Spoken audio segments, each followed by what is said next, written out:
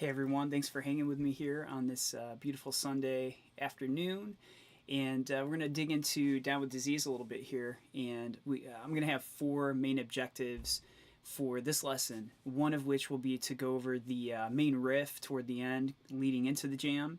And more on that in a second. And then the other thing I want to do is share three clips from a Down with Disease from Star Lake 1998, which is a great DVD from back in the day when you would get Fish DVDs. I don't know if some of us probably still do, but it's a great show. And so we'll look at three examples, and I transcribed them.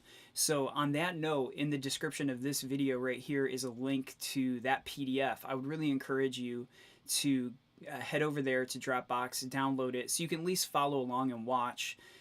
I'm not going to put a ton of graphics up on the screen. I'm still kind of getting the feel for this live stream stuff, but I feel it bogs me down when I'm putting the graphic up and then switching and all that stuff. So if you guys could download that or just have it up on your screen, that'd be cool so you can follow along. They're really interesting clips, and I'm pumped to share those with you guys. And what else? And that's about it. And just maybe talk about some different ideas for the jam and different things you can do in that part. So, okay, let's get right to it here. I'm gonna switch over to my close-up. And, okay, so this main riff, okay, so kind of a funny, slightly embarrassing story here is I was prepping for the live stream here, going over this part.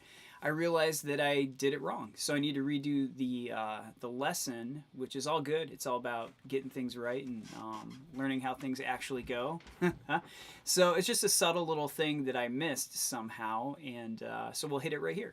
All right, so coming into this riff, what happens is the very first time we go into it, and I'm going to do everything nice and slow here. What Trey does is he's up in this kind of like, imagine this kind of this major pentatonic kind of zone up here. So he goes up to the 14th fret of A and goes. So that's the first little bit. Just kind of a classic, almost like Allman Brothers type thing. So you hammer on from 14 to 16 and just bar this kind of A shape right here. Then we do this almost country style. So this bend right here is really cool because what it is it forces you to anchor this pinky finger down and try not to move that too much as the ring finger bends on 16 to G, and then he brings it back down. Now, that little bit right there is pretty interesting because if you guys can see what's happening there, we're basically outlining the C shape for a D chord. So what I mean by that is like kind of like that shape, but he's just grabbing this little piece of it. Let's recap that a little bit so far. So this hammer on here on 14 of the A string.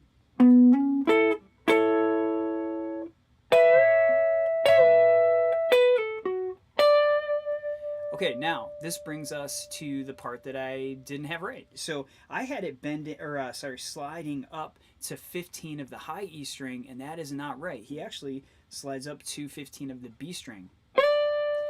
Now, this next little part, I also noticed a little subtlety. On the album, he does one extra 16th note.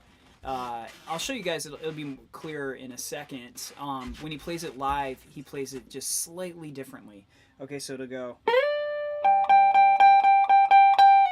Let me turn like this.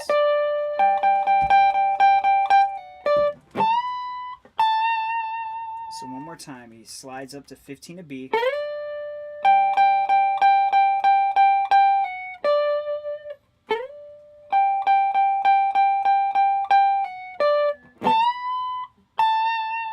Okay, now, the subtle difference I was talking about when he plays it live is this. When he slides up to 15 of B, he doesn't go da da da da da da da da da da. Sorry for that singing, but he just goes. He cuts out one note.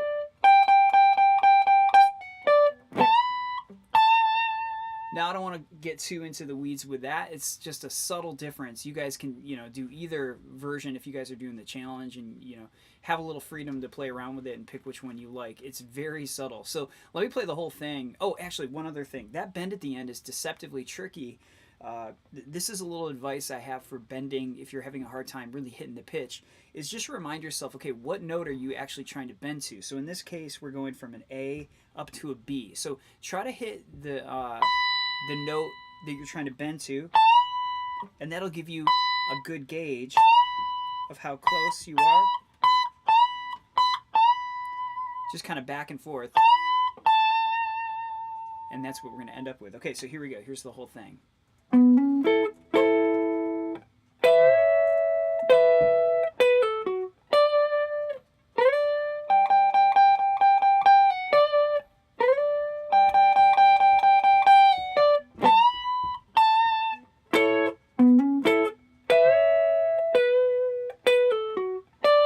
Now let me pause for a sec. Okay, so when I did the bend here,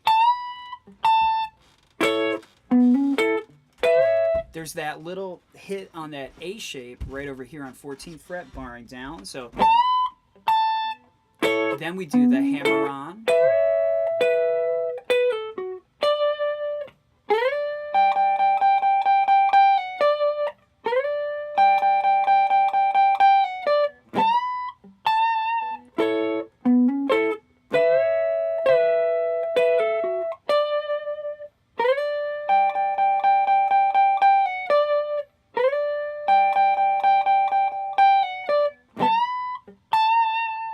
Now, just in case, I can see that that might be a little tricky to see what I'm actually doing here. So let me break that down a little more in case it's hard to see. What Trey's doing here, I'm basing this off of actually this video I'm going to pull up in a second. He uses the middle finger for the 15th fret of the B string, then the index fingers on 14 of, oops, pointing to the wrong thing, 14 of E, and now there's a little angle here. You see how the hand has to kind of shift over a little to the left to make room for the ring finger to hit this 15th fret. Let me see. It's hard to get the right angle. There we go. So you can see I'm going pull off like that. So hopefully that comes across on the video.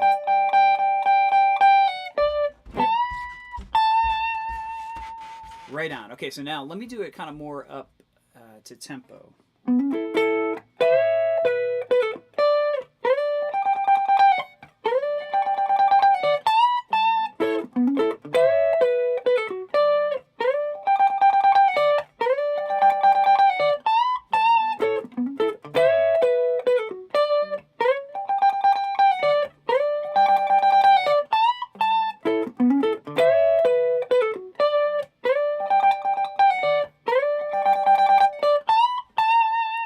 Cool. So it's interesting practicing something like that totally with a clean tone as I was doing that, and I became kind of self-aware of it. You feel almost kind of naked without the overdrive on. But I actually kind of like that when I'm practicing. In fact, oftentimes I don't even practice with an amp on. I just really want to get it down to sounding as good as I can with nothing on, and then it just kind of makes it all the better when you do throw on some overdrive. Okay, so that's the main riff. So in the challenge, you would do 4 of those, kind of like I just did, and then you just launch right into the jam section. So let's now shift our focus over to that. Now in these clips, what it sounds like Paige and Mike are doing is sort of like, well, Mike Gordon is kind of like vamping on an A, and then on the keys, it sounds like Paige is going basically from like an A to a D, more or less. So let's do this. I've got three clips that I'm going to pull up here, and hopefully the sound works on this. I've done this once before where I played a video and it did work, so just you guys let me know if this comes across or not.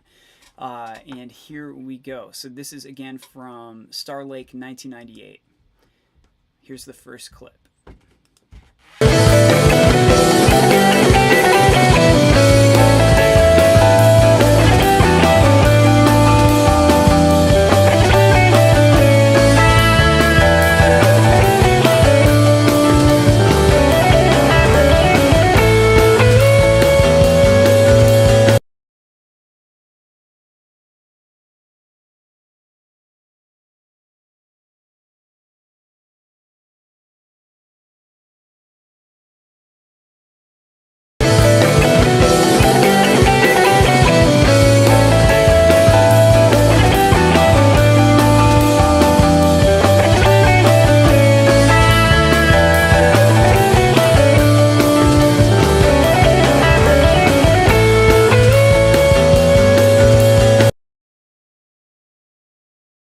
Okay, so that is such a great little clip right there. So let me go closer here and break it down. All right, so the zone that we can't really see what he's doing in that clip, but where he's kind of working out of here is this A major, or really think of it as like an A7 shape up here on the 12th fret of A, doing like a C chord. And because the vibe here is sort of like an A mixolydian, I would, like I said, make it a 7th chord. So in fact, to kind of warm up to this clip here and this zone we're going to be working out of, I think a couple of the clips will be in this general area. Is let's do an arpeggio here where we go like this. Here's the major triad. So you've got 12 of A, 11 of D, 9 of G. Then let's come up here to 12 of G. So you get, and then we'll just do another major triad starting here on 10 of B, 9 of E, and then 12. And then backwards. So that's a fun little shape to play around with anyway.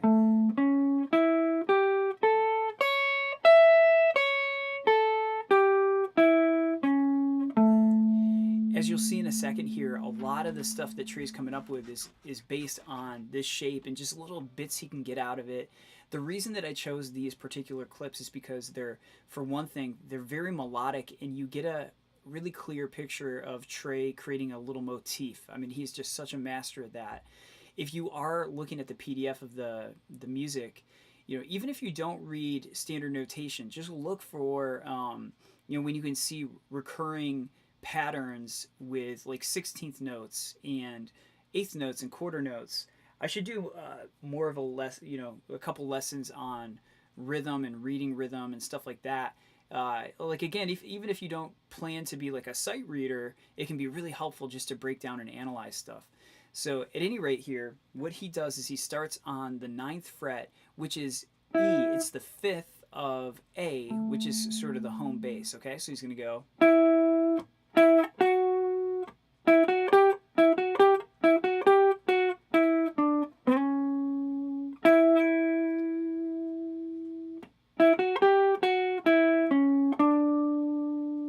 I'm going to keep going for a sec. Okay, now getting into this lick here, this is awesome. 2, 3, 4.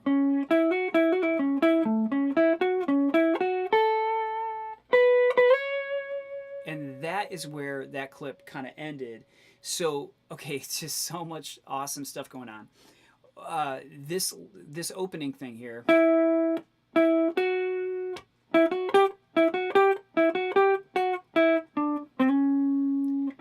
So even right there, look at how he was building up to this pattern, and just like in real time, just realized that was worth repeating a few times. I mean, that's why he's the master, like just grabbing a little piece that's interesting, that's melodic, that kind of sings, and then running with that. And in fact, he's going to play off of that. And in fairness, like if we had heard the little bit before this, I think he started to tease that even before this part, and then he's going to tease it even later. That's what he does. He'll like, and we all have heard those times where he'll do like a Looney Tunes quote, or some kind of little quote. If you're having a struggle with improvising, take a note from Trey and just pick like a really simple melody. Could be Mary Had a Little Lamb, or just honestly any little melody that you can draw from, and then try repeating that. Try shaking up the rhythm a little bit, and a lot of cool stuff can come out of that. Okay, now again, look at how this resolves. So he goes. So he hits a C sharp here. That's the major third of A. And then he hits E again. Now, what this one does is it's more A-centered. Okay, so that feels like it's still on an A chord. And then the next time he goes like this. Now, this is an interesting thing we can take away from this, is that tension and release doesn't have to be fancy. It doesn't have to be like diminished or an altered scale or whole tone or anything like that. It can simply be going to the 4th. So in this case, he's kind of, like I said, Page is sort of teasing like an A to a D kind of vibe, a little A mixolydian in there. And by hitting the D chord here, it feels unresolved. It creates tension, and then when he goes back, then we get the release when he goes back to the C sharp. So let me do that again. Hopefully that's coming through. Like what I mean there is on 1 he resolves to an E, which is kind of A centered, A major centered I mean, and then he goes to the D, and that creates suspension or tension so as to create a more satisfying release. So now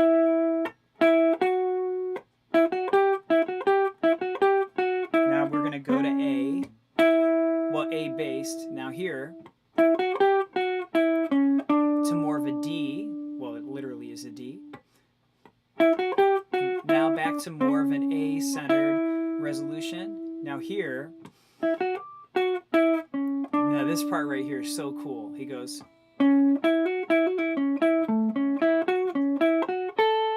okay, now multiple things are awesome about that. The first thing is that he really shakes up the pattern. Okay, so like a lot of times you'll see a great soloist like Trey create a pattern, and they do it maybe 2 or 3 times, and then on the last one, like on the 4th round, they'll do a counter melody, something completely different, and that's what happens here. So he really shakes up not only the melody but the rhythm. He turns it into a triplet kind of vibe. Yeah, another thing Trey is so good at is mixing in different rhythms. I really love what he does here. So this little bit, he goes,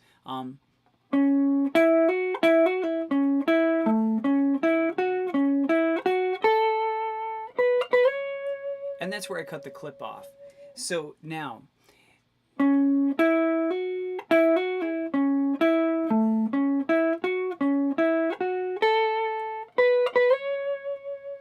like that.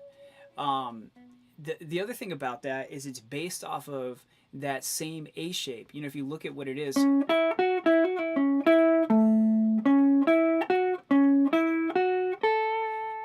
then if that weren't awesome enough, the other thing that we can take away from that is this kind of weaving pattern where he jumps up. Let me see. Yeah, there it is. Just weaving back and forth. So, man, it's you know, on one hand it's kind of simple, but when he does it in real time, it's really insane. In fact, let me play the whole clip one more time so you can hear straight from Trey, and listen to that end clip. It's one of those things that sounds really complicated, and it's fast. I mean, no doubt about it. It's pretty fast. But listen to how, you know, basically how simple it is.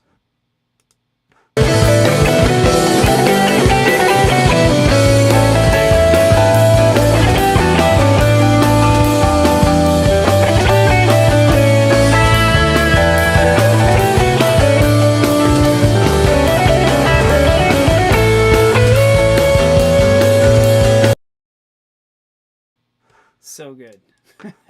So good. So you know, I don't know, hopefully you guys enjoy that as much as I do. I just think that's such a cool little part. Okay, now we're gonna move on, and this one, the reason that I chose this one is it has some similar qualities to it. It has this really great motif he builds on, and as he goes here, he tweaks it each time, and it's just awesome. So here we go. I'm going to play the second clip and then break it down a little bit for you guys. So here's clip 2. Same show. On the worksheet, I put the timestamp based on the video that I referenced. So if you look this up on YouTube, you can find this the same version. The timestamps will work with that. I have no idea how they'll line up with like just the audio version. So just a heads up.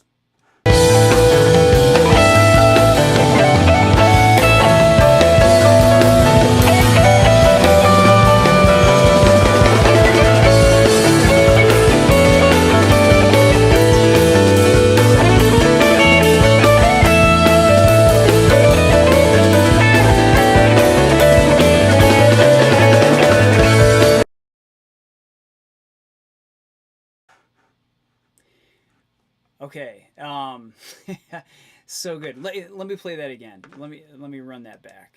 Here's clip 2 again.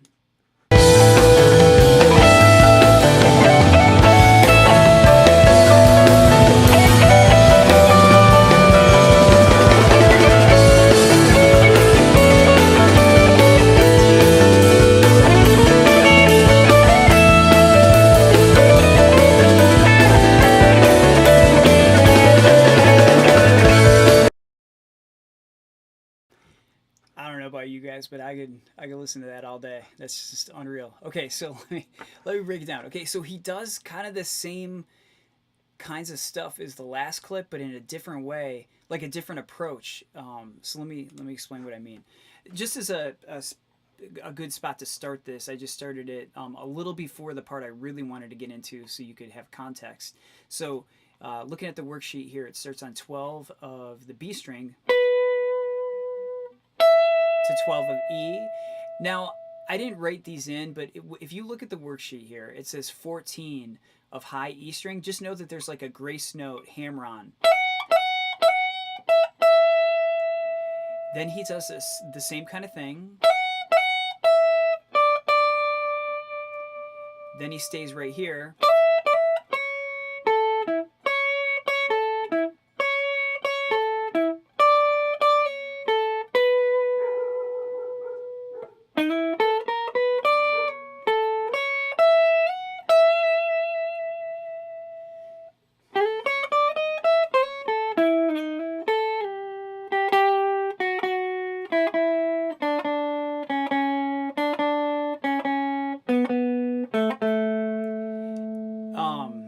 Man, okay, so beyond the fact that, like, look at how much just happened there. He came all the way from up here on 14, basically moved all the way down an octave and resolved down here to basically to the second fret of G. Another interesting thing about this, and I'm going to do a video soon on how I transcribe clips like this, because for the most part I can't see what he's doing. Every once in a while they'll show him, which is unusual. Usually they show him way more than the other guys, but in these couple clips they don't really show him a ton. Trey, that is. And just different strategies for trying to figure out, okay, where is he working out of? And just listening for, okay, did he play that note on the G string, or was that on the D string, or, you know, stuff like that. Anyway, let's come up here and look at something. So come in here, we got 12 of B, 12 of E. Now, he goes... So again, he's resolving the first half to an E. Now keep in mind, earlier in the last clip, he did that little resolution to the E that was an octave lower. So just keep that in mind, how he's taking something he already did and just tweaking it a little bit. And then remember how in the other clip he went and resolved to D every other time to create tension. Well, guess what? He's going to do it again. But that's how he does it this time. He goes down to 10 of high E string, which is a D. So then he stays in this area. Now, this right here, if you can recognize that shape, it's like a D shape, which is it's just a derivative of the C shape. So I always think of that D form as living inside of this, not as something separate. At any rate, that's what he's hitting on here.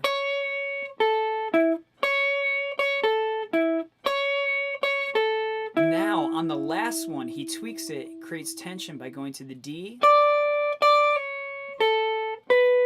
and then hits a B. Now, this next lick is so cool. It goes...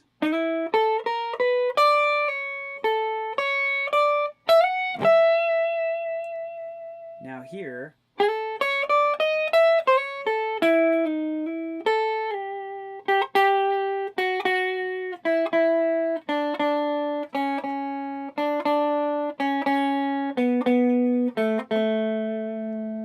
So now that we kind of checked out how it goes, let's watch the clip one more time just to hear Trey do it.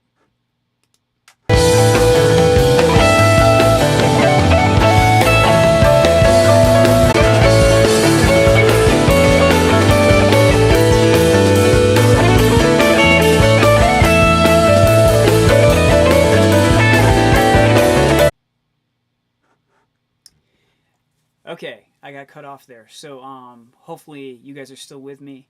I was just saying that the main point I really wanted to get across here was that even though Trey can play stuff really fast and he's just a beast that way, he just really can shred.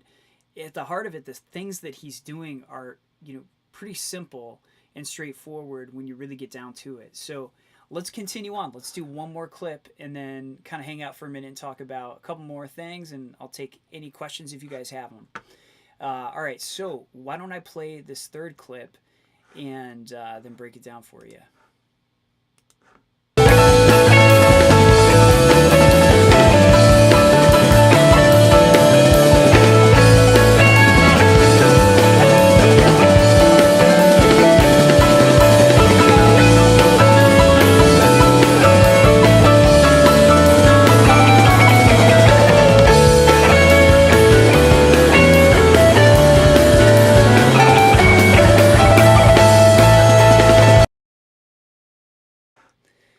Okay, you see what I'm saying? Like just like simple stuff. Like it's man, was that so beautiful. It's so melodic. I picked this clip for the same reason as the other ones. There's a repeating motif that he builds on, he tweaks it. It just gives you so much material to play with as an improviser. Because you know that feeling sometimes when you're like, oh, what do I do? What else can I do with the pentatonic, or what else can I do with the with mixolydian? What else can I do? And it just goes to show, if you just pick one little piece of something, you really can get a lot of mileage out of it. So let's check out what's happening here. So in this part, what it seems like he's working out of now, if you imagine like doing an A bar chord up here on the 12th fret of the A string, you're kind of going like that. It's not that he's literally playing that, but that would be sort of like the chord shape maybe you could think of is this next part coming out of. Okay, so we start on 12 of the B string.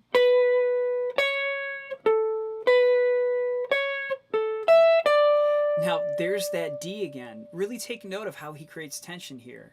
And then he goes back to it, and then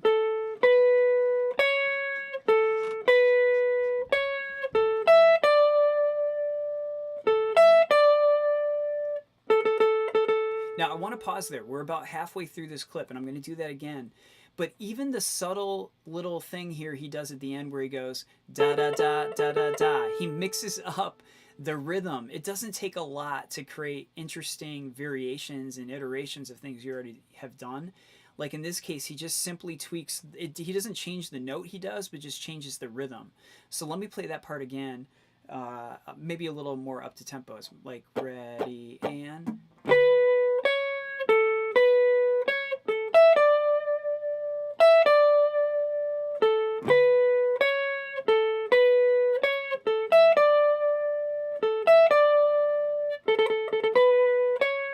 Now I'm continuing on. Now this little bit.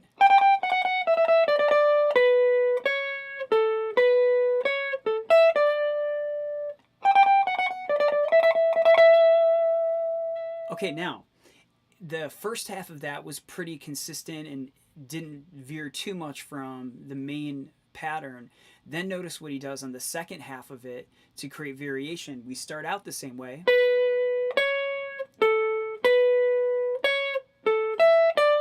The other tension note that we can use here is a G and go. And then he just climbs back up.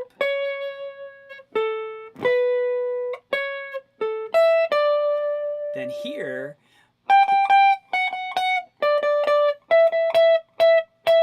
now I could see at the end he did use that last little lick as a way to move up into a new zone. When you watch Trey play, a lot of times what he's doing is taking little bits and then he strategically uses a slide to move up into another position, whether it be like another pentatonic position or could be another chord shape he wants to get into. Like by moving up to the 17th fret of the B string, I could see how maybe one of the things he would want to work out of is like this kind of shape, this kind of A7 shape up here. So it just unlocks a different area, and you'll approach things a little differently in that area, even if you're still doing pentatonic, or even if you're still doing like an A arpeggio or something that you already were doing in a sense. It gives you a different angle to come to it from. Hopefully that made sense. Let me play that clip again so you guys can see from Trey in real time what he's doing.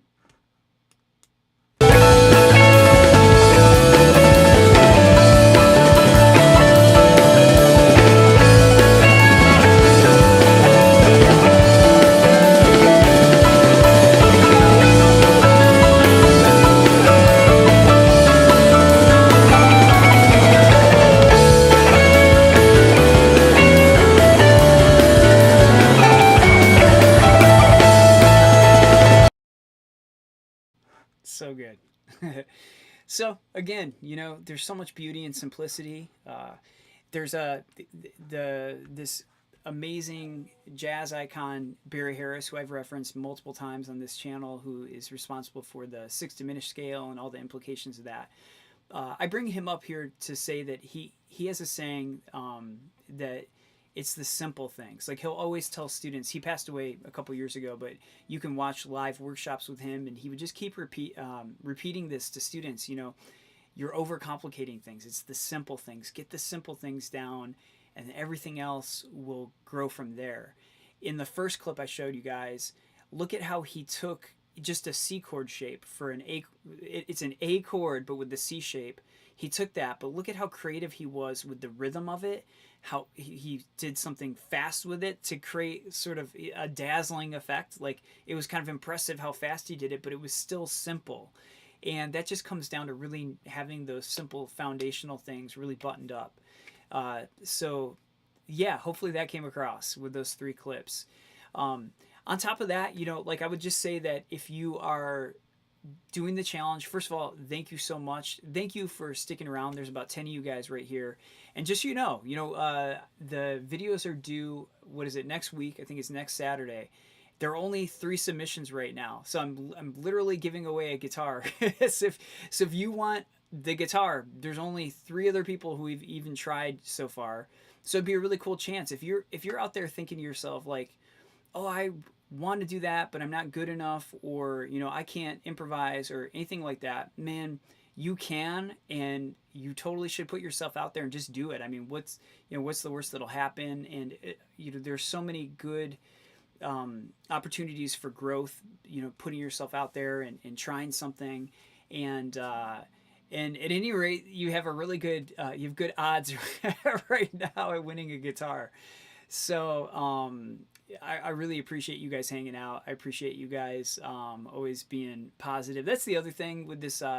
We're coming to an end with this challenge, and I have to say that as impressed as I am with everybody's playing, with everybody's willingness to participate and all this kind of stuff, the thing that I'm most impressed with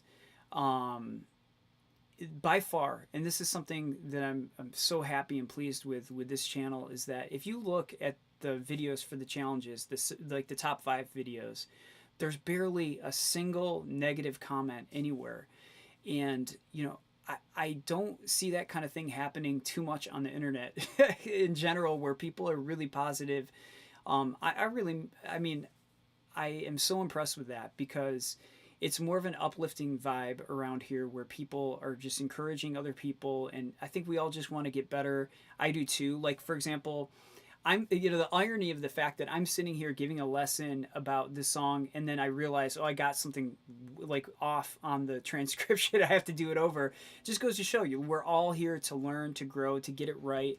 And man, I just appreciate the positivity. I really, truly do, because it feels kind of rare in this world right now. So I see. Let me hang out for a minute. If you guys have any questions or comments, I do see a couple. Dax or Das. I don't know how to say your screen name, but you're saying you've only been playing with for a year. Hey man, keep going. Do a little bit every day. Because time is passing no matter what we do, and we can really grab time and use it to our advantage. So I know, like, when you're in your first year of doing something, it kind of feels like, wow, there's kind of a long way to go. But just think of it like this, like, time is moving with or without you. So grab hold of it, do a little bit every day, and you'll look back then on another 5 years, you'll be like, holy crap, I've been playing for this long already, and you'll see massive growth, Okay, now, Eider Boy, thank you so much for this. This has helped me get over the hump in playing. Love your channel. Love your passion. Thanks so much, Kevin. Listen, let's all take something, from Trey. If you really look at his playing, it's an inspiration. But again, it's all things that we can all do. That's the cool thing. We can all play our favorite tunes. We can all play Divided Sky or Reba, or You and Joy and Myself, or whatever your favorite tune is. Trey has laid out a roadmap, and just by learning how to play the songs that he's written or the band has written, it forces us to get better and improve. I mean, what a cool thing, what an opportunity. So okay, anybody have any questions about the jam or on the riff leading into the jam or anything else? I'll hang out for another minute or two here. I know everybody probably has stuff going on, and I appreciate you guys spending the time with me here. I really do. I have to say, the couple I mentioned, I received a few submissions. They're awesome. The few people, I don't know all who's watching right now, but man, the few that I received are very good. They're very cool. So impressed with everybody. Yeah, okay, so there's a question here. Is the backing track the chorus or the bridge? I've been noodling on an AGD progression. Okay, so the that's a really good question. So the backing track starts out with sort of the chorus part. Here, let me do a close up. I'll explain. That's a really good question, and switch it up. Okay, so over here, like the in fact, let me do this. I'll just kind of make a little track here. So the main thing is coming from A.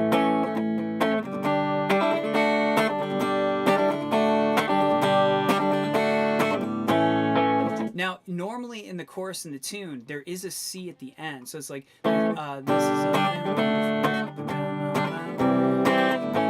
but when we get into the lead part, I think they leave that C out of there. That's what I hear, at least. So then you'd have.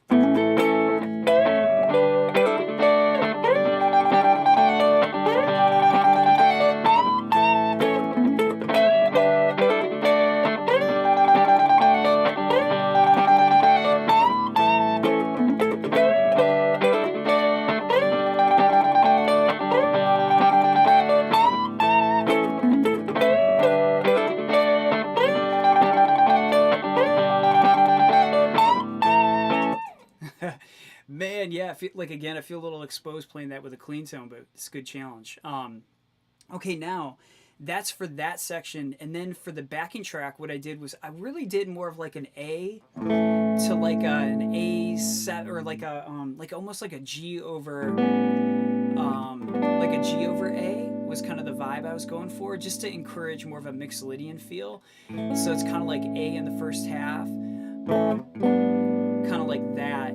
I hear some of that vibe going on with some of the stuff that Paige is doing. Although, like I said, in the clips that I showed today, it was more like an A to D. But you can accomplish a really similar vibe with either one of those changes. So hopefully that answers that. The jam is more like an A to a G over A, just like an A7 vibe. Okay. Kyle said, thanks for breaking down or breaking these down. Love your stuff on tension and release. Really great topics and great deep dives. Thank you so much, Kyle. You're always hanging out. I really appreciate you, man. Wilson, King of Prussia, are you going to any shows this tour? Yeah, so far not a lot, just because I play in a wedding band of all things, and it's really busy for me in the summer. And it's what I do for a living, so it's really tough for me to like go on a big trip or anything. So they're coming here. I'm in Michigan. They're coming to Grand Rapids, and I'll be at that show. There are 2 shows, so I'm definitely going to the first one, and then kicking around. I have a daughter. I have to make sure we have my childcare and all this kind of stuff. So I will be at that show. If you're at the Grand Rapids show, come say what's up to me if you see me. I would love to say hi. I might add something. We'll see. But that's all so far. Okay, then we've got another one. Okay, thanks, great lesson. Can you maybe do a video in the future outlining chords Trey plays during funk jams? Okay, that's a great question. So you may have noticed there are certain tunes I really haven't done yet. And like, here's one that would make me think of what he's talking about, is like 2001. A lot of what Trey does in 2001 is more like rhythmic stuff on the vamp and some of that late 90s funky stuff. it totally, I will do that, but part of the reason, oh cool, somebody just said they'll be there in Grand Rapids. Hey, if you see me, come say hi. I would love to say hi. I don't I don't know what you look like, but you know what I look like, so you have to come to me. But or else I would go to you and say hi. But that's I guess the way it'll work. But okay, back to the question about funk jams. Yes, I will do that. The reasons sometimes I haven't done stuff like that is, believe it or not, that kind of thing is like way more difficult than transcribing like a crazy shred. the shred is tough to play, but transcribing it is one note at a time, whereas doing like chordal transcriptions I find kind of tricky because you have to transcribe multiple notes at the same time. Um, anyway, yes is the answer, just a matter of time. Yeah, and that's a good point. He also said it's hard to hear because of the wah. Yeah, sometimes when the effects are on it, it does make it tough. But I'd love to do stuff like that, or like, what else would be good for that? Just a lot of that Story of the Ghost kind of vibe, or that time period. But yeah, and appreciate you guys. Please, if you haven't subscribed, do that too. But I have some people helping me with the channel, and they always are like, "You never ask for people to subscribe," so I gotta remember to ask you guys that. Please subscribe and like the video and all that stuff. Um, okay, cool. Right on. You said 100%. Try to connect. I owe you a beer at some point at least. Oh, you don't owe me anything, man. None of you guys owe me a single thing. It's for the love, and it's all good. um, right on.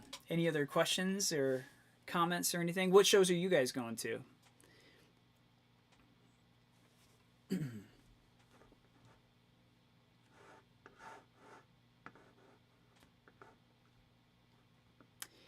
I'll hang out. There's a little lag all the time on here.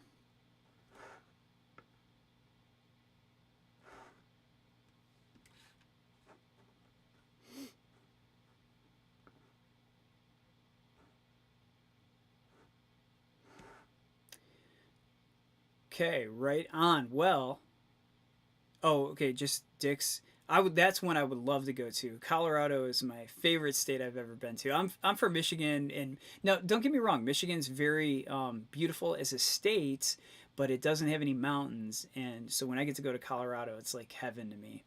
Um, uh, maybe Alpine, cool. Yeah, Alpine's really fun. I was at the Alpine show a few years back when they did the like 40-minute Ruby Waves. That was a really fun show. Actually, that show, I ended up, like I said, I play weddings. So me and a group of people, my wife and some friends, we all went out for the Alpine show. We got like an Airbnb and stuff. We went to the Friday show. Then I had to drive. I had to drive back to Michigan on the west side of the state, play a wedding. Then I drove immediately back to Alpine. Like after the wedding, I drove back to the Airbnb so I could catch the Sunday show, and it was that Ruby Waves show. And man, I'm happy I did that. Um, okay, so seeing some good stuff. St. Louis both nights. Cymax said, "Thank you for the lesson. Love your passion for Trey. Thank you so much. Love Trey. He's the best."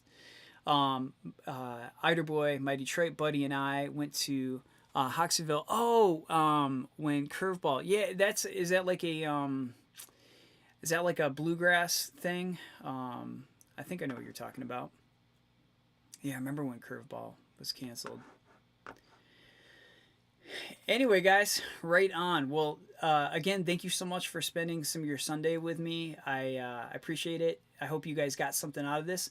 I'm just going to leave the video up. If you haven't already downloaded the worksheet, just check that out. There's a lot of great stuff we can get from it, and learn from Trey from this one. I hope that you guys decide. Oh yeah, it was a bluegrass festival. I hope you guys, if you've been on the fence and not sure if you're going to do the challenge, just do it. Just go for it. You've got nothing to lose. Trust me, you do have something special to share with everybody. You have, like, nobody on planet Earth has your particular sound. Just like nobody sounds like Trey. Nobody sounds, well, we take things now from Trey and part of his language, but there's something special in you, just like Trey, and it'd be cool to share it. So I hope you do. If not, that's cool too. There's always going to be another chance. Enjoy the rest of the weekend, and I'll see you guys soon. Thanks.